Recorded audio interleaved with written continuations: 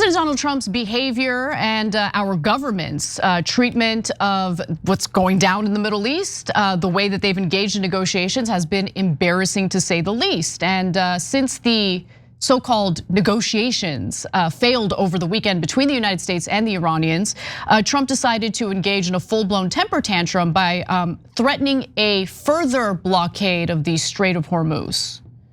So he's upset that the Iranians have blocked the Strait of Hormuz, which is why he is going to retaliate by doing a double block of the Strait of Hormuz. Okay, so I'm not kidding. This is literally what he's threatening. Take a look. We have a blockade going into effect. That'll be 10 o'clock tomorrow. Other nations are working so that Iran will not be able to sell oil. But there are many boats heading toward our country to fill up with oil and then go and take it. So they're not going to go through the Hormuz Strait. And ultimately that'll be corrected. But in the meantime, they're using us. Is this the 4D chess that Trump's cult likes to point to when they're trying to provide cover for really stupid decisions? He also posted about this in a lengthy Truth Social post, saying effective immediately, the US Navy, the finest in the world, will begin the process of blockading any and all ships trying to enter or leave the Strait of Hormuz. Any Iranian who fires at us or at peaceful vessels will be blown to hell.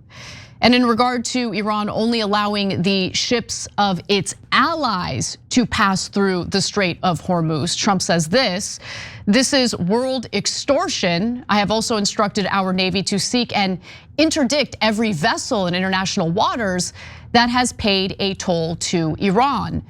No one who pays an illegal toll will have safe passage on the high seas. We will also begin destroying the mines the Iranians laid in the straits.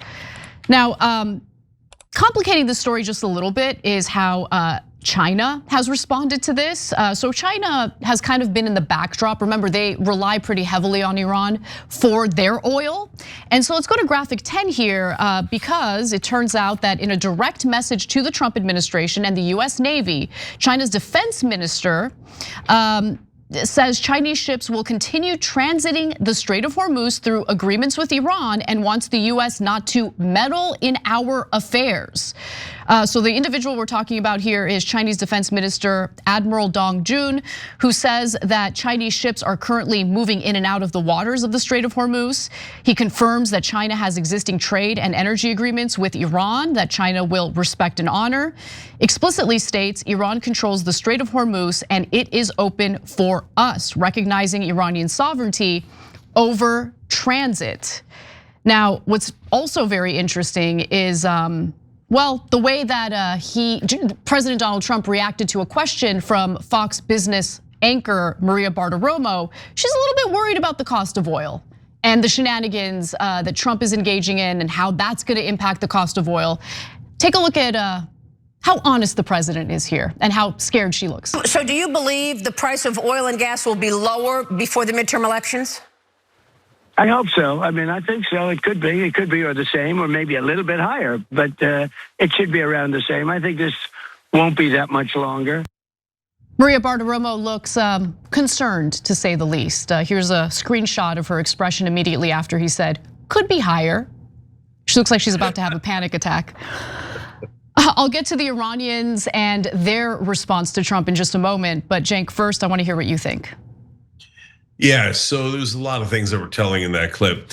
So first of all, he starts with, it could be lower, could be around the same price. Could be higher though, right? So when Trump says that, that means it's gonna be higher. Yes. And he knows it's gonna be higher. If he thought it was gonna be lower, he'd be like, it's gonna be the lowest price you've ever seen in your life. No one's ever known low more than I know low, right? So number two, Maria Bartiromo's mind at that moment was screaming, oh no, the markets, my beloved markets, totally. Right? Yeah, although the markets are impervious to anything. They're amazing. They're like back to skyrocketing. And you know why? They think that Trump is totally full of crap and has already given up.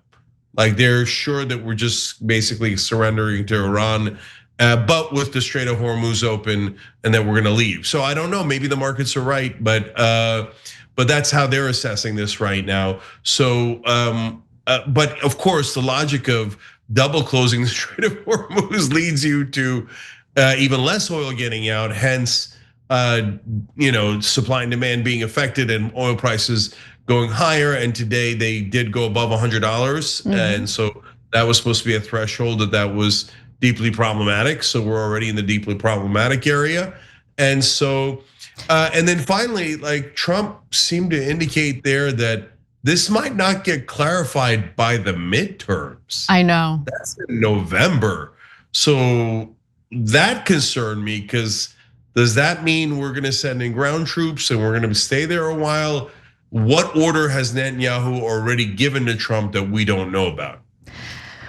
Well, we're gonna find out eventually, but in regard to the price of oil, in regard to Trump's blockade of the Hormuz Strait, he is claiming that countries are now coming to the United States to buy our oil, and he's kind of framing it as a big benefit to the American people, even though our oil or our natural resources are not at all nationalized and ordinary Americans don't stand to benefit at all. In fact, what Trump is doing by double blocking the Strait of Hormuz is further restricting the supply of fossil fuels. And if countries then turn to us to buy what we have, there's no indication that that's going to lower our gas prices at the pump or anything like that. I mean, it's just a complete and utter joke. Guys, when we started TYT, everyone assumed that the hard part would be figuring out their equipment, and that was a challenge for me, or this new thing called YouTube. Not easy, but we did it. But those were the relatively easy parts. The real challenge was playing every role at once. Host, producer, sales team, marketing. I was drowning in jobs I never even knew I signed up for. If you're building a business, you all know the drill. That never-ending to-do list can swallow you whole. What you really need is a partner. Someone who handles the heavy lifting so you can get back to why you started your business in the first place. For us, that partner is Shopify. Need a stunning online store that actually looks like your brand? Shopify gives you hundreds of beautiful pro-built templates. Pick one and make it yours. No coding degree required. God knows I don't have one. Need to get the word out? Shopify plugs you straight into email campaigns and social media tools that help you find customers wherever they hang out. And what about the messy back-end stuff? Tracking inventory, managing returns, shipping across borders. Shopify handles the logistics like the global commerce expert that they are. Everything you need, payments, analytics, day-to-day operations, lives in one place. No more juggling a dozen different services or apps. Start your business today with the industry's best business partner, Shopify, and start hearing. Sign up for your $1 per month trial today at shopify.com/TYT. Go to shopify.com/TYT. That's shopify.com/TYT. But I want to quickly go to the Iranians, who usually respond to Trump's temper tantrums by mocking him. So I'll give you a few examples. Iran's Navy chief, Shahram Irani, called Trump's threat to blockade the Strait of Hormuz ridiculous. Quote, "The brave men of the naval force of the Army of the Islamic Republic of Iran are monitoring and supervising all the movements of the aggressive American army in the region. The threats of the US president to blockade Iran at sea are very ridiculous and funny." Mohammad Ghalibaf, who is the parliament speaker of Iran and was involved in the talks over the weekend with the United States, says that they won't give in to bullying by the US. If they fight, we will fight. And if they come forward with logic, we will deal with logic. We will not bow to any threats. Let them test our will once again so we can teach them a bigger lesson. Soon you'll be nostalgic for $4 to $5 gas. So they are not at all deterred from the threats, lobbed at them by Donald Trump. Now, Trump went on to threaten Iran with more crimes, war crimes specifically, while on Fox News. So let's take a quick look at that. Doing well at all. They're getting killed. I could take out Iran in one day. I could take down in 1 hour. I could have their entire energy, everything, every one of their plants, their electric generating plants, which is a big deal. And I hate to do it because if I do it, it takes you 10 years to rebuild. They'll never be able to rebuild it. And the other thing you take out are the bridges. I took out one just to show them because they went public with a statement that wasn't true. They admitted it. I say, I'm going to take out a bridge. And I took out a bridge. And that was the end of that. Now they've been really behaving quite well. But in one half of a day, they wouldn't have one bridge standing. They wouldn't have one electric generating plant standing. And they're back in the Stone Ages. I'd rather not do that. But I do believe they're going to come to the table on this, because nobody can be so stupid as to say that we want to have nuclear weapons and they have no cards. They have no cards whatsoever. Now, despite what President Trump is saying about Iran not having any cards, Supreme Leader Mojtaba Khamenei actually warned that Iran has quite a few cards. And in fact, in this next video, you'll know exactly what he's referring to. Bab al-Mandab, which is a different area where the Iranians could use their proxy, the Houthis in Yemen, to try to block off international shipping. And they have threatened to do this if there is a blockade on their ports near the Strait of Hormuz. Now, we saw in the past the Houthis getting directly involved in this conflict. And Brian, you and I have talked about this. It's a major concern that the Iranians may try to use one of their largest proxies, the Houthis, to launch missiles or drones at vessels in the Red Sea. So we'll have a blockade on the Strait of Hormuz, which is bad enough. And if the US continues to retaliate against Iran, Iran is saying, well, we'll activate the Houthis and they'll do a blockade in the Red Sea. Disaster. Cenk, back to you. Yeah, first of all, I have to note on a lighter note that Maria Bartiromo has that Winona Ryder look going on. She looks terrified, I know. It's amazing. Like, okay, I'm like, I agree, it is stranger things that are happening right now. We're in the upside down, but that was so similar to Winona Ryder's look. Anyways, now on to important points. What's our leverage and what's Iran's leverage, right? Our leverage is our military. Our military can wipe out almost anything, and we wiped out whatever Air Force they might have had, Navy, etc., some of their missiles. But did that really get the job done? Well, what's the ultimate objective? The objective was to get their enriched uranium, to do regime change, etc. And then we haven't done either one of those things. So now their goal is to get us the hell out of there. And now they're like, wait, did we just stumble onto the lottery here where we're gonna get to charge $2 million a ship from here on out in the Strait of Hormuz? Now, likely not, but they want to stop getting bombed and they don't want to give over their foreign policy to Israel and or give up their nuclear energy program, right? So, well, what's their leverage? Their leverage is the world markets because of the price of oil and how it affects the rest of the global economy.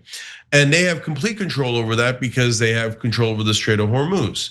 So our leverage, the military, can only take us so far, but it apparently can't get us to enrich uranium and it can't get us regime change.